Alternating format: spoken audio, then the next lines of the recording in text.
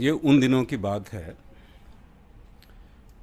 कि मेरी नौकरी छूट छूट क्या गई थी, छोड़ दी थी मैंने अमर उजाला से।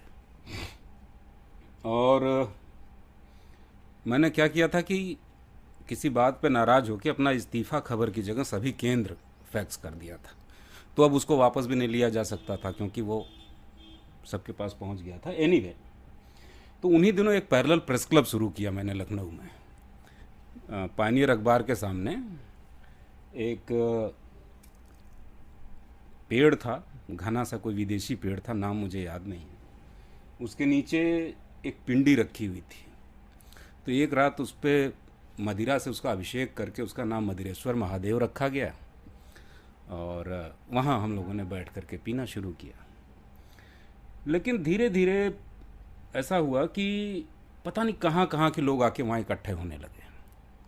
जैसे उसमें कुछ नगर निगम के ठेकेदार थे, भिखमंगे थे, 10-20 रुपए वाली कालगल्लें थीं, दो रिक्शा चलाने वाले थे, एक पागल थे जो नॉर्दर्न इंडिया पत्रिका में पत्रकार रह चुके थे, अजय कुमार, और कई पत्रकार जो दफ्तरों से छूट के लौटते समय वहाँ रुक जाते थे थोड़ी देर। लेकिन अब इतने सारे लोगों के लिए दारू कहाँ से आए? एक बड़ा संकट था। चूँकि मैं उसका व्यवस्थापक था, मैं चाहता था कि यह क्लब चले। तो मैंने बिल्कुल एक कम्युनिस्ट होल टाइमर की तरह 30 लोगों की लिस्ट बनाई, 30 दोस्तों की, और उनसे मैंने मनुहार की कि भाई साहब, अगर रोज़ एक बोतल शराब आप दे दें मुझे, इस बेरोजगार आदमी को, तो बड़ा शुक्रगुजार रहेंगे और आप भी महीने में एक आध दिन आ सकते हैं। और उनसे मैं तगादा करके ले लेता था। और इन 30 में से अक्सर 20-22 दे देते थे, 7-8 थे जो दांव दे जाते थे। उसी में एक थिएटर की बड़ी पर्सनैलिटी थे लखनऊ में, सिद्धार्थ पकरासी।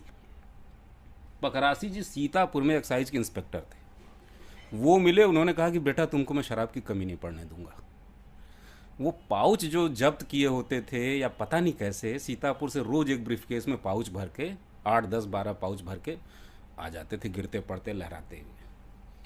और फिर ये जो लोग आते थे ये भी कुछ न कुछ लेके आते थे, कोई पौआ, कोई कुछ, कोई कुछ, कोई कुछ। तो एक चाय वाले से हम लोग भगवती के यहाँ से बाल्टी एक लेते थे। उस बाल्टी में सब तरह की दारू मिला दी जाती थी, पानी भर दिया जाता था, मग्गे से उसको चला दिया जाता था। अब ये हो जाता था हलाहल।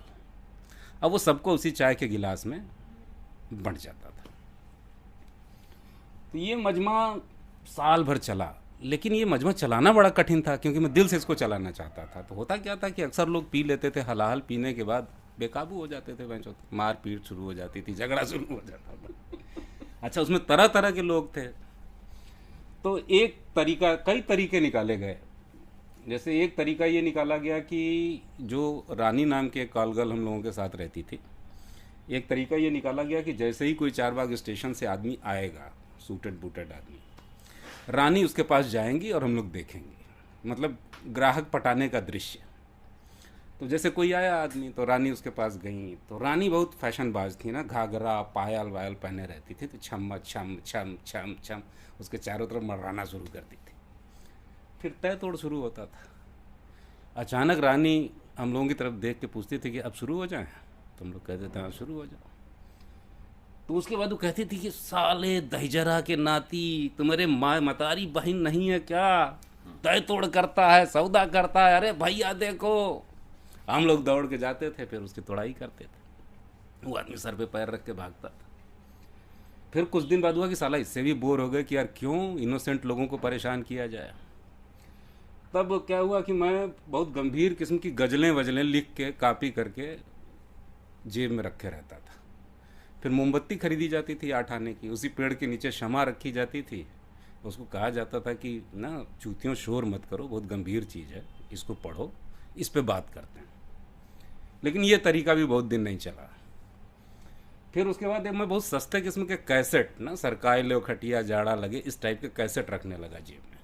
जब बहुत नशा हो जाता था तो वहीं बगल में बाबा की दुकान पे टेप रिकॉर्डर था बड़ा सा पुराना, उसी को लगा दिया जाता था और झमाझम नाचते थे हम लोग, घंटा 1.5 घंटा 2 घंटा। और कभी कभी तो सड़क रोक के, बेंचें लगा के सड़क रोक दी जाती थी और बीच में झमाझम नाच होता।